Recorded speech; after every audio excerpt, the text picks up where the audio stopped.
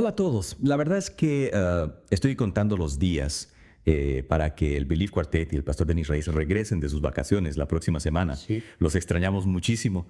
Y claro, Sí. muchísimas gracias a ti por unirte a nosotros en esta nueva inversión profunda. Es un placer acompañarte en este viaje de descubrimiento. Exactamente. Hoy nos adentramos en la lección número 3 de Escuela Sabática, de Agradar a Dios. Un tema que, a decir verdad, a veces puede sentirse un poco incómodo. ¿No te parece? Totalmente es una pregunta que todos nos hemos hecho en algún momento. Yeah. ¿Cómo podemos nosotros, seres imperfectos, agradar a un Dios perfecto? Sí. Y la lección de esta semana nos lleva directo al grano con esa analogía del niño que le trae un regalo a su papá. ¿Recuerdas? Sí. Un regalo torpemente envuelto, hecho con materiales simples, quizás hasta con la ayuda del mismo padre. Claro. Y la pregunta que plantea el autor es brillante. ¿Qué padre rechazaría un regalo así? Exacto. Porque lo que ese padre recibe no es solo un objeto, sino el corazón de su hijo, su amor, su esfuerzo. Y creo que ahí está la clave para entender cómo podemos agradar a Dios. No se trata de la perfección de nuestras acciones, sino de la sinceridad de nuestro corazón. Me encanta esa idea. Porque a veces nos enfocamos tanto en nuestras imperfecciones, en nuestras fallas, que olvidamos que Dios ve más allá de eso. Claro, Él ve la intención, el deseo de agradarle. Y recordamos que gracias a Jesús no estamos solos en este proceso. Él es nuestro mediador, nuestro sumo sacerdote, quien presenta nuestras ofrendas imperfectas a Dios de una manera que le agrada. Es increíble cómo la gracia de Dios transforma nuestras debilidades en fortalezas. Pero yendo un poco más allá, ¿crees que el objetivo final es simplemente ser aceptados por Dios? ¿O hay algo más profundo en esa búsqueda de agradarle? Sin duda hay algo más profundo. La Biblia nos muestra que Dios no solo nos acepta, sino que se regocija en nosotros, se deleita en nosotros, y lo hace de formas que a veces nos cuesta comprender. Te refieres a la historia del hijo pródigo. Esa imagen del padre corriendo a recibir a su hijo a pesar de todo lo que había hecho siempre me ha impactado. Exacto. Es una escena llena de simbolismo. En la cultura del antiguo cercano oriente era impensable que un padre de familia corriera hacia alguien. Se consideraba un acto indigno. Bueno, no sabía eso. Entonces, el hecho de que el padre del hijo pródigo corra a abrazarlo es un gesto aún más poderoso de lo que imaginaba. Así es. Demuestra una alegría desbordante, un amor que va más allá de cualquier ofensa. Y no solo eso, el libro de Sofonías nos dice que Dios se regocija sobre nosotros con cánticos. Es increíble pensar que Dios canta por nosotros. Es una imagen que nos cuesta asimilar, ¿verdad? Pero nos muestra la intensidad del amor de Dios, su alegría al vernos regresar a Él. Y hablando del hijo pródigo, hay otro personaje en esa historia que a veces pasa desapercibido, pero que me parece fascinante: el hermano mayor, el que se quedó en casa trabajando fielmente mientras su hermano despilfarraba la herencia. Es un personaje que nos confronta con una lucha muy humana, la comparación, el resentimiento, la sensación de que merecemos más reconocimiento por nuestras buenas obras. Es cierto. A veces nos sentimos como el hermano mayor, ¿no? Pensando que Dios debería valorarnos más, que deberíamos recibir más bendiciones que otros. Claro, es una tentación constante. Pero la respuesta del padre al hermano mayor nos da una lección de gracia y justicia. Le recuerda que la verdadera razón para celebrar es la restauración, la reconciliación, que Dios ofrece su amor a todos sin importar su pasado. Y sin desmerecer la fidelidad de aquellos que siempre han permanecido cerca de Él. Exactamente. Es una imagen poderosa de la amplitud de la gracia divina y nos lleva a reflexionar sobre nuestra propia actitud hacia aquellos que se han alejado de Dios. Nos alegramos por su regreso o albergamos resentimiento como el hermano mayor. Es una pregunta que todos deberíamos hacernos. Pero volviendo al tema del deleite de Dios, hay una metáfora que me llama mucho la atención, la del matrimonio. En Isaías 62.4, Dios promete cambiar el nombre de su pueblo a Hefzibá y Beula. ¿Qué significan estos nombres? Hefzibá significa mi deleite está en ella y Beula significa casada. Son nombres que evocan la intimidad, la unión inseparable entre Dios y su pueblo. Es decir, que Dios se deleita en nosotros de la misma manera que un esposo se deleita en su esposa. Exactamente. A pesar de la infidelidad de su pueblo, Dios promete restaurarlo y amarlo con la misma pasión y entrega de un esposo amoroso. Es una imagen hermosa, pero también me genera una pregunta. ¿No es un poco egoísta por parte de Dios deleitarse en nosotros? ¿No se supone que el amor debe ser desinteresado? Es una pregunta válida. Pero Pablo nos ayuda a comprender la naturaleza del amor divino en Efesios 5, donde utiliza la analogía del matrimonio para describir la relación de Cristo con la iglesia.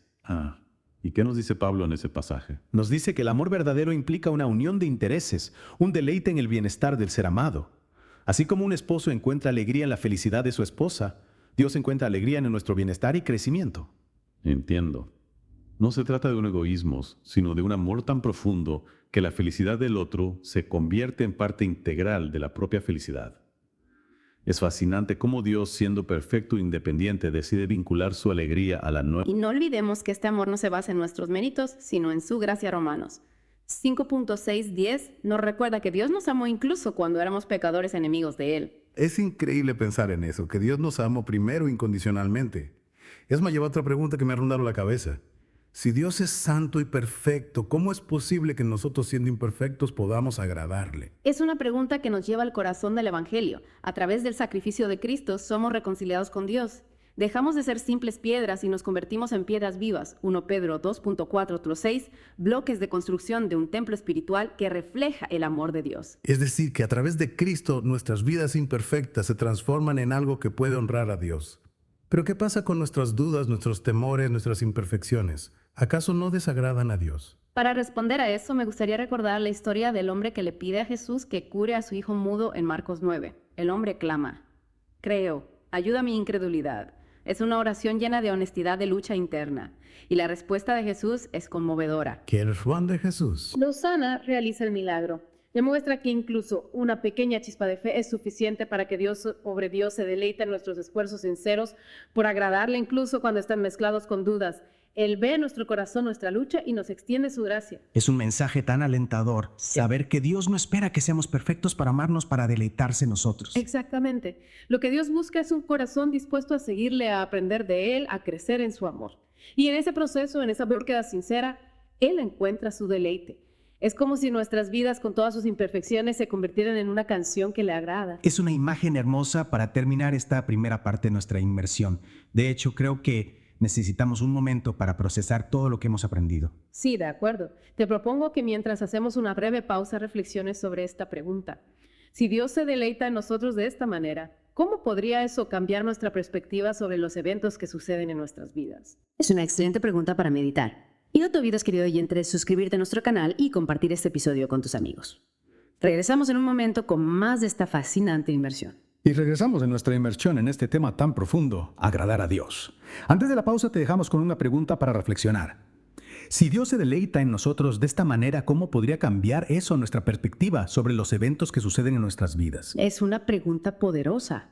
Me lleva a pensar en cómo a veces nos quedamos atrapados en nuestras propias imperfecciones y olvidamos la perspectiva de Dios. Exacto, a veces nos cuesta recordar que Dios nos ve con amor, con compasión e incluso con deleite. Y eso sin duda puede transformar la forma en que vemos las cosas. Y hablando de transformación, hay una imagen en la lección que me intriga. En 1 Pedro 2.5, Pedro nos llama piedras vivas que forman un edificio espiritual. ¿Qué significa esto? ¿Cómo podemos nosotros con nuestras imperfecciones ser parte de algo tan grandioso? Es una imagen fascinante, ¿verdad? Pedro usa la metáfora del templo para describir a la comunidad de creyentes. En el Antiguo Testamento el templo era el lugar donde Dios habitaba, el centro de la adoración. Claro, el lugar santísimo, donde se manifestaba la presencia de Dios. Exacto. Y lo que Pedro nos dice es que ahora, a través de Cristo, nosotros nos convertimos en ese templo. Somos piedras vivas unidas por la gracia de Dios, formando un edificio espiritual donde Él habita. Es como si cada uno de nosotros fuera una pieza fundamental en un rompecabezas mucho más grande. Precisamente. Y eso nos da una idea de la importancia de cada creyente en el plan de Dios. No somos piezas aisladas, sino parte de un todo. Cada uno de nosotros tiene un rol que desempeñar en la construcción de este templo espiritual. Me encanta esa idea. Y me hace pensar en la responsabilidad que tenemos de cuidar este templo, de mantenerlo limpio, fuerte, unido. Sin duda. Y eso implica no solo nuestro crecimiento individual en la fe, sino también el cuidado de la comunidad, el apoyo mutuo, la edificación del cuerpo de Cristo. O sea que agradar a Dios no se limita a una relación individual con Él, sino que se extiende en nuestra relación con los demás. Correcto. De hecho, el apóstol Juan nos dice en su primera carta que si decimos que amamos a Dios pero no amamos a nuestro hermano, somos mentirosos. El amor a Dios se refleja en el amor al prójimo. Es un desafío sin duda, pero también es una invitación a vivir una vida más plena, más conectada, más significativa. Totalmente. Y es precisamente en esa vida plena, en esa búsqueda sincera de Dios y del bien de nuestro prójimo, donde encontramos el verdadero deleite de Dios. Y volviendo a la metáfora del matrimonio, que me parece fascinante, a veces me pregunto si realmente podemos comprender la profundidad del amor divino. Es cierto, el amor de Dios es tan grande, tan incondicional, que a veces nos cuesta comprenderlo por completo. Pero la Biblia nos ofrece destellos, imágenes, metáforas que nos ayudan a vislumbrar su magnitud. Como la imagen del esposo que ama a su esposa como a su propio cuerpo, ¿no? Exactamente. En Efesios 5, Pablo nos dice que el amor de Cristo por la iglesia es un reflejo del amor que un esposo debe tener por su esposa.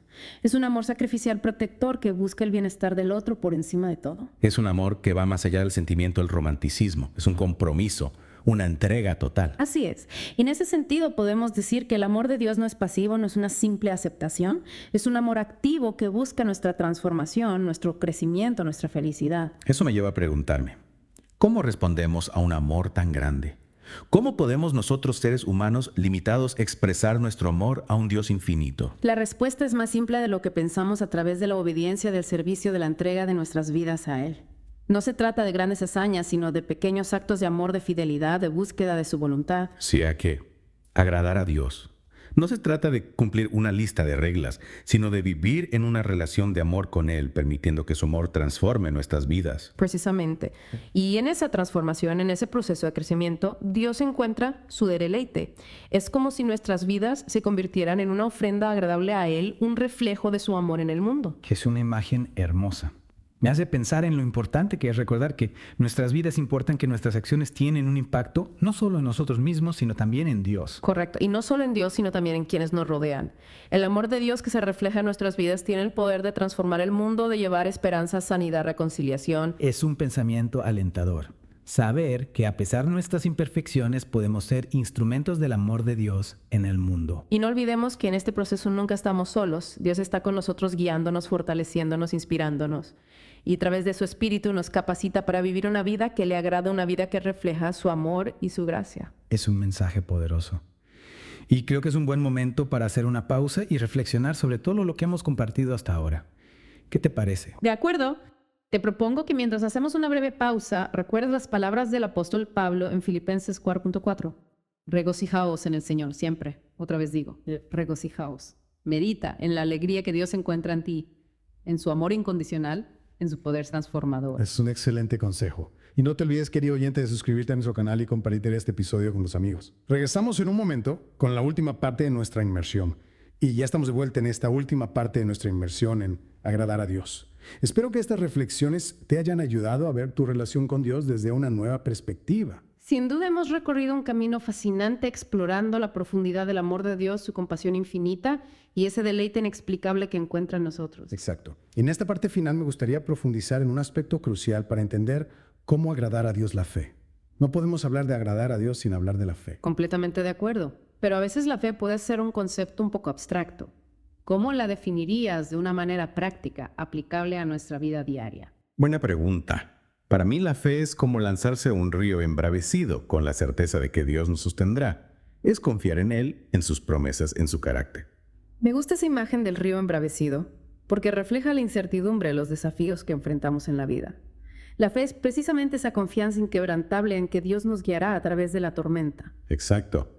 No se trata solo de creer que Dios existe, sino de creerle a Dios, de confiar en que Él cumplirá sus promesas incluso cuando las circunstancias nos digan lo contrario. Y esa confianza se traduce en acción. La fe genuina nos lleva a actuar de acuerdo con lo que creamos, a obedecer a Dios, a seguir sus caminos, incluso cuando no entendemos completamente el plan. Y en ese sentido la fe se convierte en un motor que impulsa nuestra vida espiritual. Así es. La fe nos da la energía, la motivación, la perseverancia para seguir adelante, incluso cuando las cosas se ponen difíciles.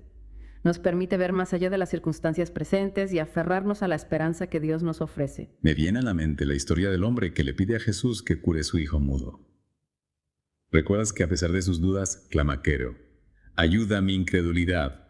Es una oración tan humana, tan real. Es una oración que refleja la lucha interna que todos enfrentamos en algún momento de nuestra vida de fe. Dudas, temores, incertidumbres. Pero lo importante es que ese hombre, a pesar de su lucha interna, se acerca a Jesús, busca su ayuda. Y Jesús, como siempre, responde con compasión y poder. Exacto. Jesús no lo rechaza por sus dudas, sino que le ofrece la sanidad que necesita. Le muestra que incluso una pequeña chispa de fe es suficiente para que Dios obre. Qué alentador es eso. Saber que Dios no espera que tengamos una fe perfecta sin titubeos. Claro que no. Él ve nuestro corazón, nuestra búsqueda sincera, y nos extiende su gracia. De hecho, creo que incluso la lucha por creer, el deseo de confiar en Dios es agradable a Él. ¿En serio? ¿Por qué? Porque demuestra humildad, dependencia y apertura a su obra en nuestras vidas. Es como decirle a Dios, reconozco que necesito tu ayuda, que no puedo hacerlo solo. Es una perspectiva totalmente nueva sobre la duda. Nunca lo había visto así. Y en ese proceso, en esa búsqueda constante, vamos descubriendo la belleza y la profundidad de la fe, vamos experimentando el poder transformador de Dios en nuestras vidas. Es como si esa pequeña semilla de fe que plantamos en nuestro corazón con el tiempo se convirtiera en un árbol frondoso que da fruto. Exactamente. La vida de fe es un viaje, un proceso de crecimiento, y Dios nos acompaña en cada paso del camino, guiándonos, nutriéndonos, ayudándonos a dar fruto. Y lo más maravilloso es que Dios se deleita en este proceso. Se alegra con nuestro crecimiento, con nuestra búsqueda, con nuestros esfuerzos por agradarle. Es como si nuestras vidas transformadas por la fe se convirtieran en una ofrenda agradable a Él, una canción que le deleita. Qué hermosa imagen para concluir nuestra inmersión. Hemos explorado un tema profundo, complejo, pero el mensaje central es claro. Dios nos ama, se deleita en nosotros y nos invita a vivir una vida de fe que refleja en Masht su amor en el mundo. Para terminar, me gustaría dejarte con un último pensamiento. Recuerda que la fe no es un destino, sino un camino. Un camino que recorremos de la mano de Dios, confiando en su guía, descubriendo su amor, experimentando su poder transformador. Y en ese camino, en esa búsqueda sincera, encontramos la verdadera plenitud de la vida. Muchas gracias por acompañarnos en esta inmersión. Espero que haya sido de bendición para ti. Y no olvides suscribirte a nuestro canal para no perderte ningún episodio. Hasta la próxima.